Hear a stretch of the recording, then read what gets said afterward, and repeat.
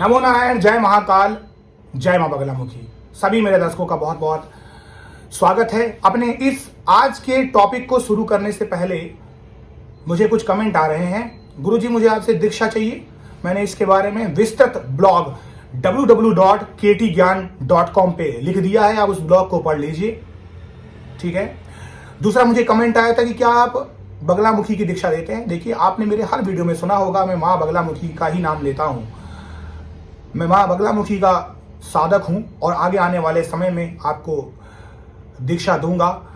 मैं आज जो कुछ भी आपके सामने हूं, जितना भी ज्ञान मैंने लिया है, जो कुछ भी मैं आपको व्यक्त कर पा रहा हूं, जो मैं बोल पा रहा हूं, जो मैं सांस ले पा रहा हूं, मैं मां जगत जननी मां बगलामुखी के कृपा से ही हूं और मैं उन्हीं का सेवक हूं। मां बगलामुखी जो मां पार्वती हैं, मां दुर्गा हैं, जिनके ही रूप हैं मां काली, और सब एट द एंड में मां पार्वती हैं। मैं उन्हीं का साधक हूं और अभी वो समय नहीं आया है कि मैं आपको गुरु दीक्षा दूं, क्योंकि बात यहां पैसे की नहीं है। आप देखेंगे मेरे अच्छे खासे सब्सक्राइबर हैं, और अगर ये पैसे का बात होती, लालच की बात होती, क्योंकि मैं बात एकदम जेन्युइन करता हूं, लोग यहाँ 10-10 हजार के सब्सक्राइबर में भी गुरु दीक्षा दे रहे हैं। अगर मुझे पैसे कमाने होते हैं, आप सबको भी पता है कि अगर मुझे पैसे कमाने होते तो मेरा मोबाइल नंबर होता, आपके सामने डिस्प्ले कर रहा होता। मेरे वेबसाइट में आपको कई तरीके के प्रोडक्ट मिल जाते आसानी से, मैं चालू कर देता। आप देखेंगे वहां पर वेबसाइट में आपको रुद्राक्ष मिलेगा, लेकिन वो सब डमी प्रोडक्ट है। उसमें कहीं पर भी आपको चेकआउट का ऑप्शन नहीं मिलेगा। मेरा कहीं पर नंबर नहीं है, क्योंकि नंबर मैं बांटना नहीं चाहता हूं किसी को भी। अभी वो समय नहीं आया है। जब तक मुझे मां का आदेश नहीं मिलेगा तब तक मैं ये काम नहीं करने वाला हूं। अगर आपको मैं आगे प्रोडक्ट भी दूंगा तो वो प्रोडक्ट भी मेरे पास से सिद्ध करे हुए, पूजा पाठ करे हुए तब भी आपके पास आएंगे। अदरवाइज मैं इन सब चीजों में हाथ नहीं डालूंगा। मुझे कोई फर्क नहीं पड़ता है पैसे आए ना आए। तो बस बात इतनी सी है कि अभी वो समय नहीं आया है, मुझे आदेश नहीं मिला है। तो आप कितने भी मुझसे रिक्वेस्ट कर लीजिए दीक्षा देने की, मैं नहीं दे पाऊंगा। ठीक है। जब सही समय आएगा, मुझे इजाजत होगी, मैं दूंगा। और आप जल्दी जल्दी मेरे सब्सक्राइबर करिए, और माता रानी ने चाहा तो 1 लाख सब्सक्राइबर होने पर, जो कि बहुत जल्दी हो जाएंगे, मैं जरूर वो सारे काम करूंगा जिस जिस चीज़ों का मुझे आपका कमेंट आया है, मैं जरूर करूंगा। अभी के लिए मुझे क्षमा करिए। और मेरा आज का टॉपिक है कि अगर देवी देवता से हम बात करना चाहते हैं तो क्या हम करें। देखिए, मैं अपने पूरे वीडियो में जितने भी मेरे टॉपिक आते हैं, मैं कोशिश करता हूं कि कुछ अलग आपको हटके ज्ञान दूं, क्योंकि सभी एक चीज पे टॉपिक पे बना रहे हैं तो वो ज्ञान आपको कहीं और से भी मिल जाएगा। सो मैं बात करता हूं हमेशा शास्त्रों से संबंधित रख के, पुराणों से लेकर, वेदों से लेकर, ताकि आपको वो चीज मौका मिले।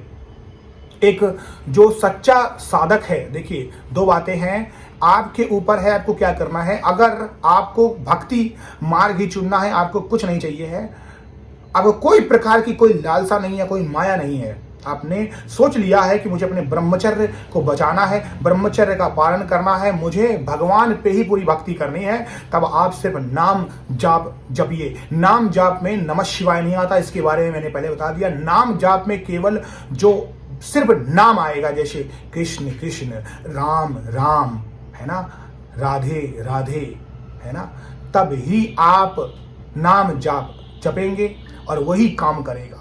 बाकी 5, 6, 7 अक्षर का ऐसा वो नाम जाप नहीं होता है। सिर्फ प्रभु का जो नाम होता है उनका, चाहे वो सूर्य भगवान क्यों ना, उनके जो 12 नाम होंगे, या हनुमान जी क्यों ना, उनके जो नाम होंगे, उस नाम का आप जाप करेंगे, वही नाम जाप है, सर्वोत्तम है।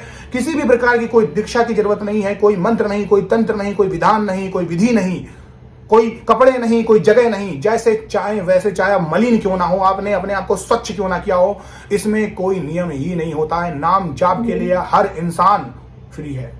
लेकिन जैसे ही बात मनोकामना की आएगी, जैसे ही मनोकामना की बात आएगी तो मायने चेंज हो जाएंगे तुरंत।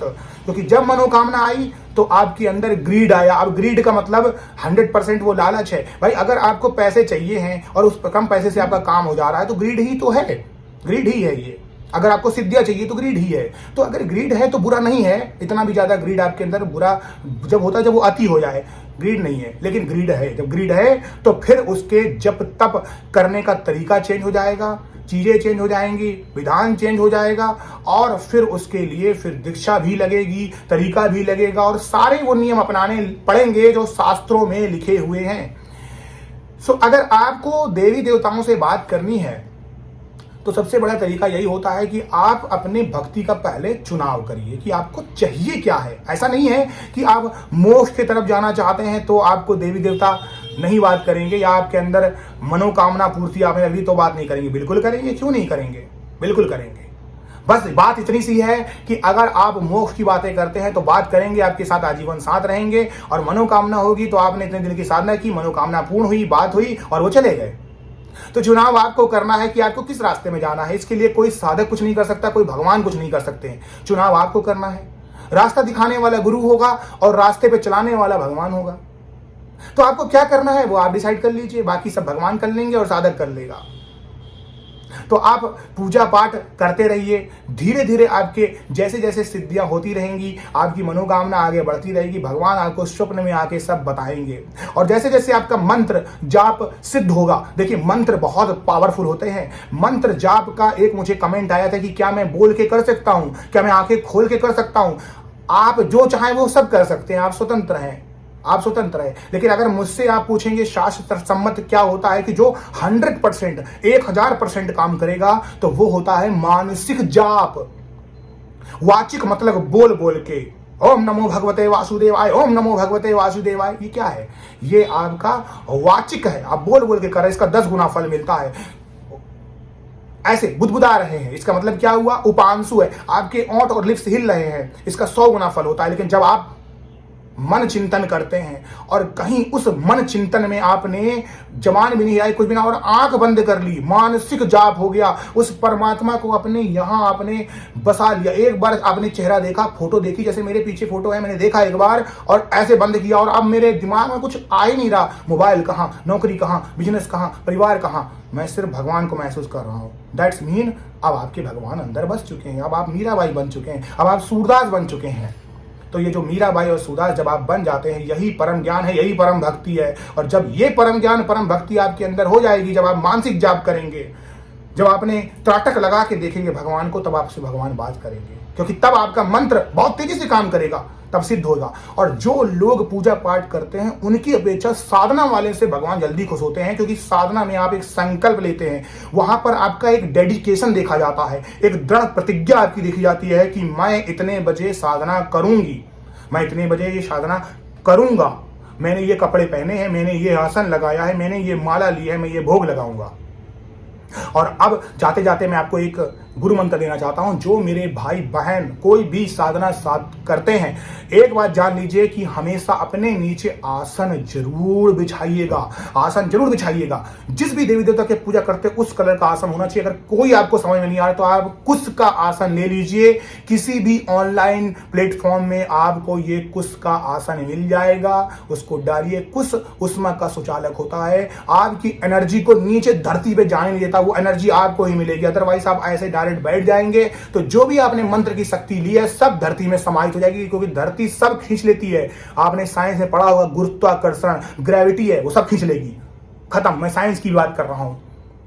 तो आप अपने मंत्र को सिद्ध करिए, सच्चे मन से आप साधना करिए, जो मैंने बताया वो काम करिए और जो मैंने नियम बताए वो नियम करिए। और एक और नियम सबसे इंपॉर्टेंट है कि जब भी आप पूजा करते हैं, भगवान की दिया जलाते हैं, तो आपका जो घी का दीपक होता है वो आपके दाहिने साइड में नहीं होना चाहिए, आपके बाएं साइड में होना चाहिए। और बाएं साइड में जब आप घी का दीपक रखते हैं तो हमेशा अक्षत यानी चावल के ऊपर उसे विराजमान करिए। चावल का अहम रोल है, अक्षत का अहम रोल है, उसके ऊपर उसको विराजमान करिएगा। अगर आप सरसों का दिया जलाते हैं तो उसको फिर आप दाईं तरफ कर सकते हैं, और दाईं तरफ ही आपके देवी देवता होने चाहिए।